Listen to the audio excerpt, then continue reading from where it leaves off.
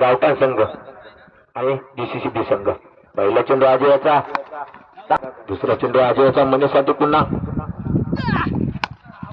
मात्र त्याच्या दिशेने मारला चेंडू. किती धावा? नक्कीच झेल बाद. प्रणयसुद्धा एक नाव दिला गोलंदाज.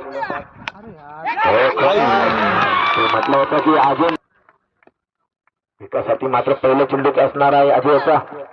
सुरेख असा त्याच्या दिशेने मारला चेंडू. पाहूया झेल बाद होतो का, आणि मात्र झेल बाद झाला. मिळून बरं का हे पाहायचं आपल्याला, कोणता संघ विजय आणि कोणता संघ पराजय होणार. आता मात्र सुरेखाची गोलंदाजी. पाचवा चेंडू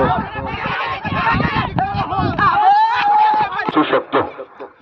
षटकार मारण्याचा प्रयत्न, आणि आता मात्र त्याची कडा घेणं ते उंचावरती. पाया किती धावा मिळतात त्या, आणि धावा काढण्याचा प्रयत्न असणार गावठाण संघाचा.